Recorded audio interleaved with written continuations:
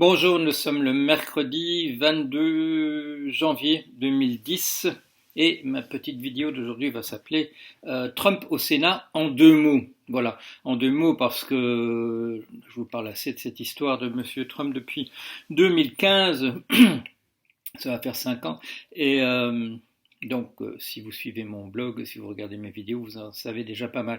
Alors, un tout petit résumé où nous en sommes. Euh, le Parlement, l'Assemblée nationale, au Congrès, à majorité démocrate, a voté l'impeachment de la destitution de M. Trump. Le dossier passe au Sénat où les républicains ont une petite majorité. Pourquoi Je vous l'ai déjà dit, c'est essentiellement les gens qui sont représentés à l'Assemblée nationale et essentiellement les régions, les États qui sont représentés au Sénat. Et il y a beaucoup d'États pratiquement vides où il y a une majorité de gens qui sont républicains et qui sont pro-Trump, ce qui explique la différence. C'est parce que le recrutement des sénateurs et des députés se fait autrement. C'est-à-dire que les petites régions, les régions peu peuplées, sont surreprésentées au Sénat. De manière générale, les régions très peuplées sont sous-représentées, mais beaucoup moins à l'Assemblée nationale, au Congrès qu'au Sénat. Voilà. Alors, l'affaire est claire du côté de l'Assemblée nationale. Majorité démocrate, on est pour la destitution, on a fait venir des témoins. Tous ceux qui n'ont pas été bloqués par monsieur Trump, qui a interdit à un certain nombre de personnes de venir, qui dans ce cas-là se sont souvent tournés vers la justice et les démocrates ont laissé tomber. Il est important pour eux que M. Trump ne puisse pas se représenter aux élections qui vont avoir lieu à la fin de cette année-ci, en 2020. Alors au Sénat, qu'est-ce qui va se passer? Alors on nous dit, bon, il y a une majorité républicaine, l'électorat républicain est très favorable à Trump, et donc c'est une affaire qui va être réglée rapidement et sans difficulté, d'autant que dans ces affaires de impeachment, le Sénat a une très grande capacité à définir la manière dont les choses vont se dérouler comme il le veut, et il l'a fait de manière extrêmement favorable au président, M. Mitch McConnell, qui représente donc la majorité républicaine au Sénat, a dit qu'il allait le faire d'ailleurs en liaison avec la Maison-Blanche, ce qu'il a fait. Et donc, selon lui, c'est une affaire réglée. Ça va aller très vite, on n'appellera pas de témoins, surtout pas ceux que M. Trump avait interdit, à qui il avait interdit de venir, etc. Alors on pourrait dire, et certains journaux le disent, la presse le dit, c'est une affaire réglée, tout ça va aller très vite, et bon, c'est une perte de temps de le faire même, et on pourrait déjà être à la conclusion de cette affaire. C'est oublier une chose, c'est que le camp républicain n'est pas monolithique. Il faut se souvenir d'abord que M. Trump a été nommé aux primaires contre l'establishment républicain. Après, de manière très pragmatique, les républicains se sont ralliés à lui, au point que ce sont les mêmes, et là, bon, la presse dite de gauche s'en donne à cœur joie ces jours-ci, de montrer que les mêmes personnes qui, au moment où il y avait un impeachment de M. Clinton, disaient il faut absolument des témoins, c'est essentiel, etc.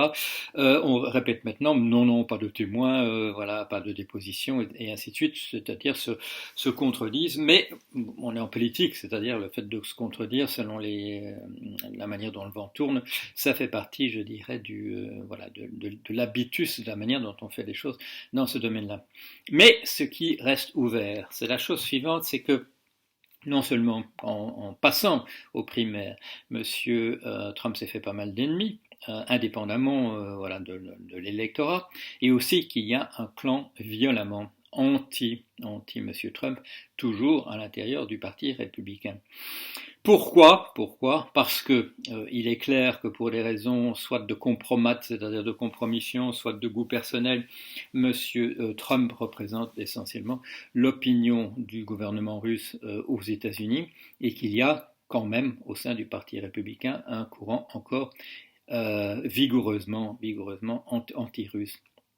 La partie pro-russe, elle existe depuis pas mal de temps. Il y a eu une connivence. Vous vous souvenez peut-être de cette jeune femme qu'on avait arrêtée, dont le nom ne me revient pas immédiatement, mais qui manigançait du côté de la National Rifle Association, le NRA, le grand lobby pro-armes aux États-Unis, dont les positions pro-russes ne sont pas récentes. Pourquoi cette sympathie?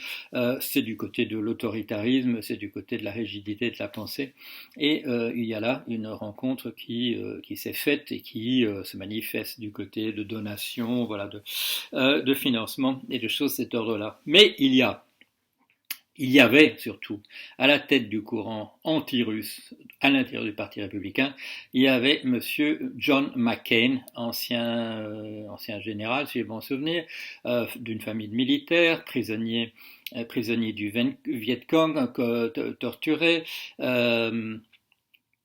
à propos de qui d'ailleurs Monsieur Trump, qui n'en rate pas une et qui lui a évité de faire son service militaire grâce à des faux certificats médicaux, dit j'aime pas les gens qui sont faits prisonniers. Voilà, c'est sa manière de se rendre sympathique auprès des militaires. Il le regrettera peut-être un jour. Monsieur McCain avait eu vent du rapport Steele, le fameux dossier Steele. Je vous rappelle en deux mots, Monsieur Steele, ancien espion britannique qui s'est mis à son compte et qui trouve des informations grâce à d'anciens contacts et qui avait rassemblé un dossier qu'il avait constitué d'ailleurs à la demande d'abord de gens du côté du Parti républicain avant que ce soit vendu par la firme Fusion au Parti démocrate. Les informations disant que M. Trump est l'otage des Russes.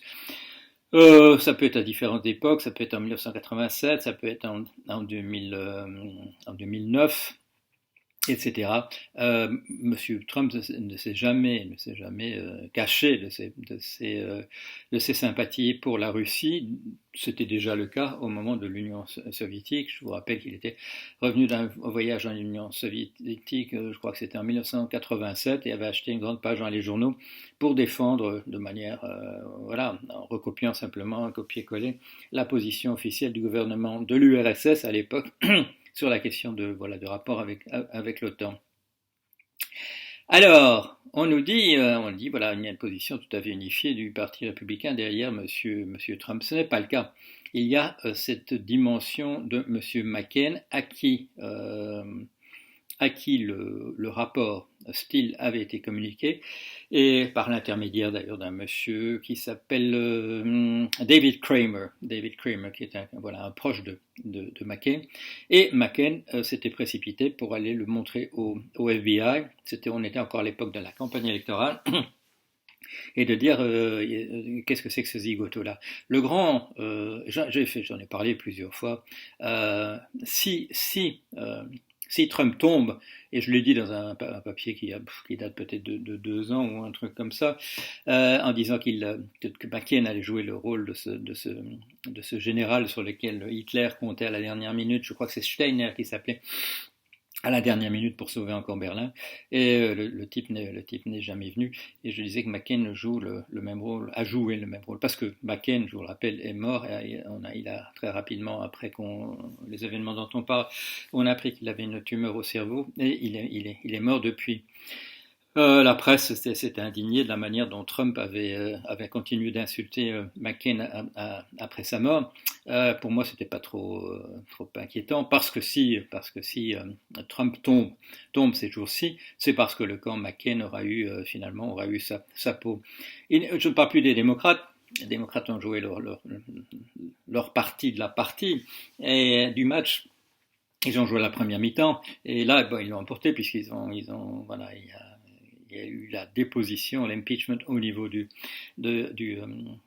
l'Assemblée nationale, là où eux ont une majorité.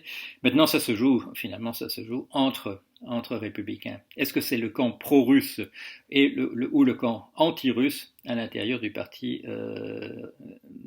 républicain qui va l'emporter à l'arrivée? Et là, à mon avis, c'est ouvert parce qu'il y a, et la presse, la presse les regarde, les observe avec attention. Il y a des gens dont on sait qu'ils sont dans le camp McCain même après sa mort, et que tout va dépendre du rôle charnière qu'ils vont pouvoir jouer. En particulier, ils peuvent insister pour qu'il y ait des témoins qui viennent avant la fin du procès, parce que M. Mitch McConnell, qui est donc à la tête des républicains au Sénat, et que les démocrates appellent Moscow Mitch de Moscou, il est effectivement vraiment de manière très très claire dans le parti pro-russe.